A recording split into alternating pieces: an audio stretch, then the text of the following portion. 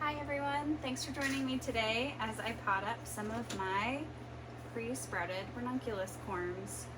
So I started these about 6 weeks ago. I soaked the corms, which are little roots that look like, bring this closer to the camera, they look like shriveled up spiders, in my opinion, little octopus. They've got legs pointing down. So you'll pre-soak these for 3.5 to 4 hours, and they will plump up and double in size.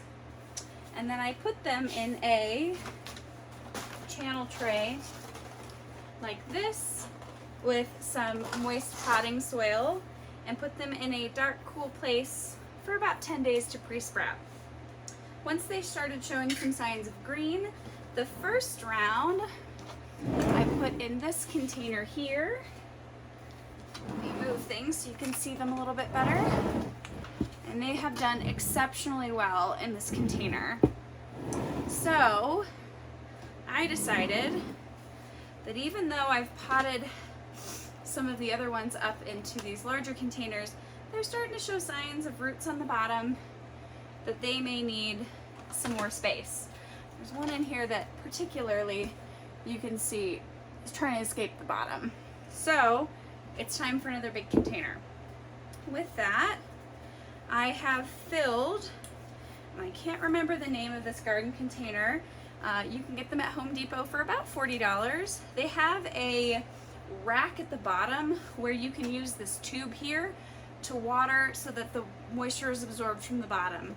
I found that bottom watering is really handy if you're like me and you tend to overwater your plants and kill them with too much water. You drown your plants as opposed to you let them fry without water. So this allows the soil to absorb as much moisture as it needs without oversaturating your soil. So I have pre-moistened the soil a little bit because it was dry out of the bag. And I've also put in some water for the bottom so that it can saturate from the bottom. So the first thing I'm gonna do is lightly, we might have to use a tool here, these guys, whew, look at that root structure. That is a happy plant, but a plant that needs more space. So I'm gonna very gently, and this plant, or this set of corms has been watered recently. I always like to have a well-watered plant before I disturb the root structure, because I find that it's a little bit easier to kind of loosen these sides without breaking the existing roots. So I'm going to take my little spade shovel here, kind of dig down a couple of inches and plop this guy right in here. I'm going to kind of cover it and press it into place.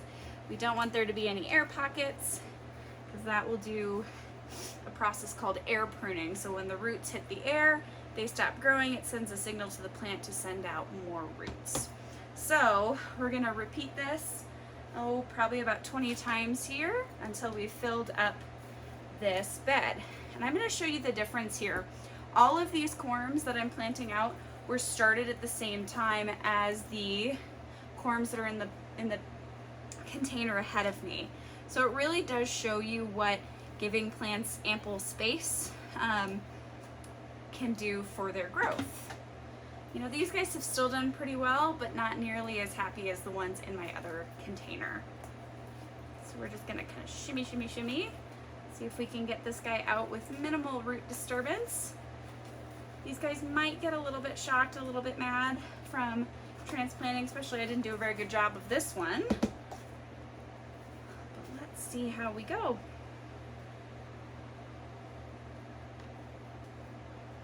I'm a little bit liberal with my spacing, a little lax with my spacing. I like to pack things in pretty tight, kind of encourages the plant to grow upwards as opposed to outwards.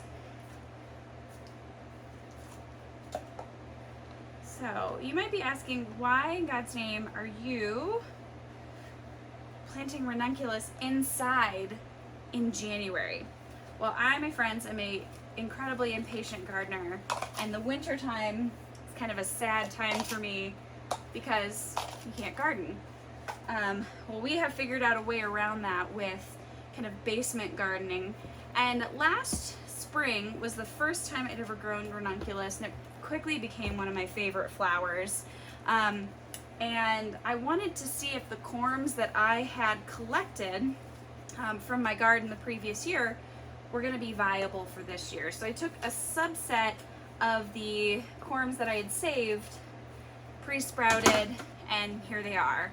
So to be determined on whether they will bloom and whether they will bloom inside, but that is part of the fun. I tend to kind of push things and see what can be accomplished inside. Now the sun, especially here just south of Denver, Colorado, is much more intense than previous places I've lived, and some of these flowers and plants really, really love it. So I'm looking forward to see how sustainable it will be for me to continue year-round gardening with things like ranunculus. And I find that these containers have really made it helpful for me to be able to grow some of these plants that need a little bit more space indoors. I mean, look at this guy. He is really trying to make a break out the bottom of this pot. So I'm just trying to loosen these guys up a little bit so as not to rip them apart, because this one has a pretty extensive root ball here.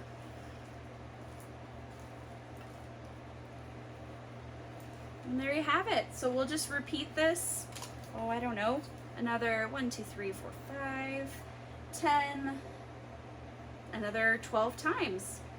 We'll see if we can fit them all. If not, I might have to go and get another container.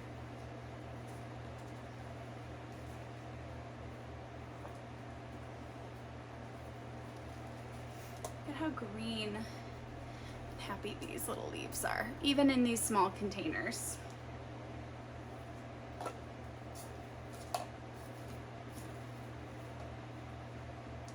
In here, and you really want to make sure that you pack them down nicely. Again, no air bubbles.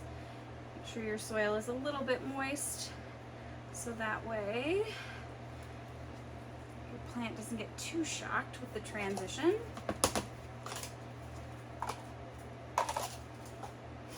Okay, I did manage to lose a leaf here, so hopefully that plant's not too angry with me.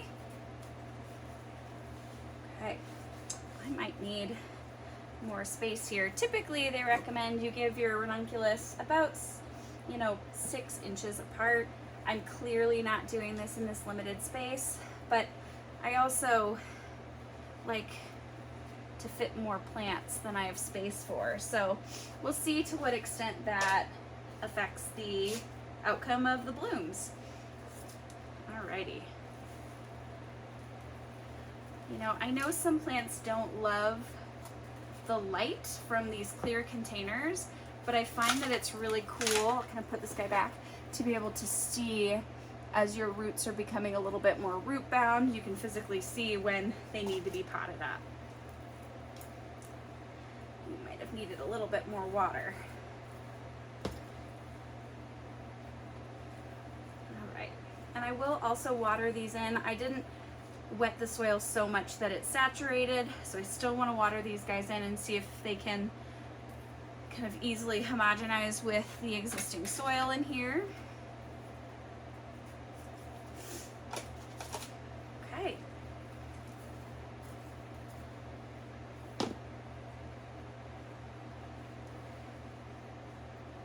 And we just repeat. Press down on that soil here.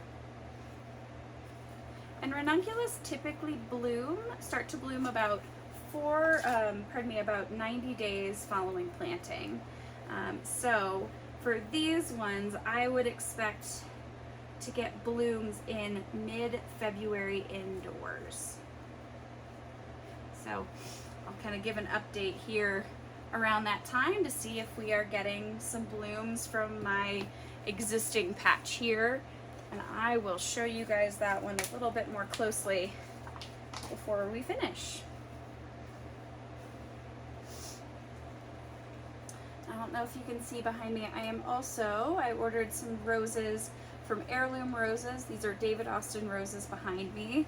I potted them up into 5-val pots to get them ready to be planted out in the spring. So I ordered Woolerton Old Hall, which is the one right behind me.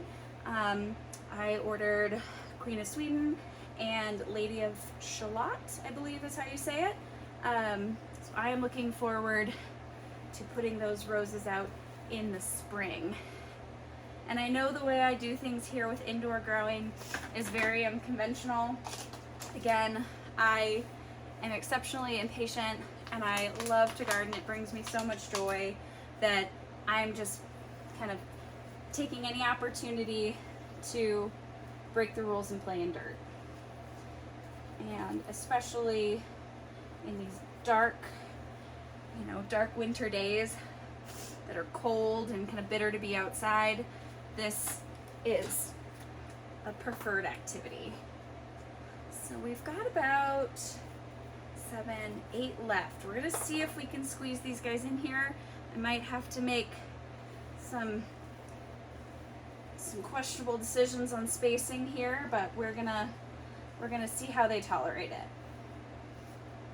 I have outside 10 6 by about 3.5 foot raised beds. We recently had some work done to kind of flatten an area and get some drip irrigation set up. So last year I found that I wasn't consistent enough with the depth of my watering or with kind of the timing of my watering, and my plants didn't love that. I also had a fair number of raised beds, and here it's really dry, and so I found that those beds were drying out more than I would like them to between waterings, and I think it highly impacted my flower yield last year. Now for reference, I only grew about 40 corms last year, and I ended up with 250 by the time I split them all up. So I had over a 10 times multiplication of my Ranuculus corms. So if you're hoping to get into something and you can multiply your yield, I'm not sure if I just had a crazy lucky go of it my first round, or if that is just what Ranunculus corms do, but I am hoping that that becomes a trend. I also learned of local farmers and or smaller gardens to purchase my corms from. I'm trying to steer away from large-scale bulb manufacturers. I bought from Dutch bulbs last year or something, and I know there's more imports and concerns about disease, so I am trying to keep things local this next year, both with my dahlia tubers and with my ranunculus. So we'll see how successful I am there. Now I was able to fit everything but 3, so I took a couple of the ones that weren't really faring super well and kind of left those out. This guy I might have to try and find a spot for. But that's about it, guys. This is pretty simple. I would say if you haven't tried them before, Ranunculus are an exceptionally beautiful flower. I find that they have a really nice long vase life. You know, the pre-soaking and the pre-sprouting can be a little bit nerve-wracking when you're doing it for the first time, but I've really found that these things are really hard to screw up. And again, I just wanted to figure out, you know, did the corms I collect, did I store them properly? Did they, are any of them going to sprout? And I think out of the, I think I took 80. 80 of the corms that I tested, I believe 72 of them pre-sprouted. And so I had a really high success rate with the ones I collected. And these things don't take a lot to store. You literally just put them in a paper bag, kind of close them up, keep them away from direct light, and put them somewhere in like a basement or like kind of a cool, dark place you know, until you use them again. So I've honestly just been keeping them in a bag here, or in my little channel tray, ready for next year, ready for the spring. So that's about it when it comes to potting up.